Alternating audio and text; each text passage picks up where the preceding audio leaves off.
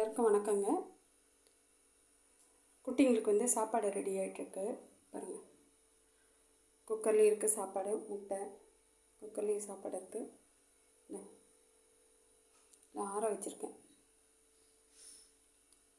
அங்கே road side இருக்கிற main ரோட்டில் இருக்கிற பப்பீஸ்க்கெலாம் இப்போ தான் போய் சாப்பாடு போட்டு வந்தேன்.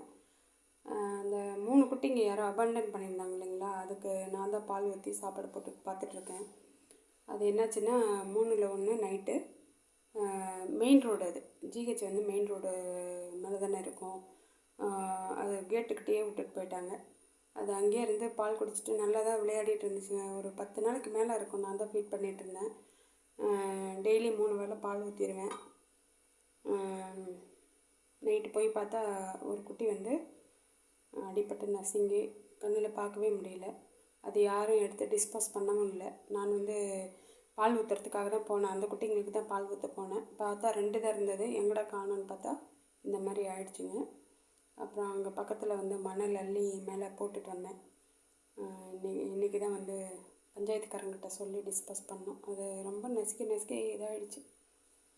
உள்ள கருப்பிங்க வந்து குட்டி போட்டிருக்காங்க, 2 கருப்பிங்க.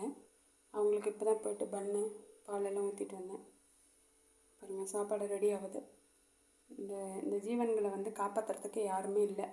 நேற்று எங்கள் ஊரில் வந்து ஒரே டாகு ஒரு 7-8 பேரை கடிச்சிருச்சுன்னு சொல்லிவிட்டு அந்த டாகை வந்து அடித்து போட்டுட்டாங்க.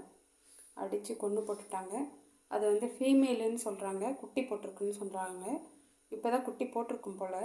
அந்த சைடு போகிறவங்க வரவங்க வந்து குட்டிங்களை டிஸ்டர்ப் பண்ணுறாங்க அப்படின்னு சொல்லிட்டு அது பயத்தில் வந்து அது வந்து கடிச்சிருக்கு. ஆனால் ஜனங்க யாரும் அதை புரிஞ்சிக்கிற இது இல்லை. ஏன்னா அவங்களுக்கு ஒரு கஷ்டம்னா தாங்கிக்க முடியாதுல்ல. இவங்களுக்கு எவ்வளோ கஷ்டம் வந்தாலும் இவங்க தாங்கிக்குவாங்க. ஆனால் மனுஷருங்க வந்து தாங்க மாட்டாங்க.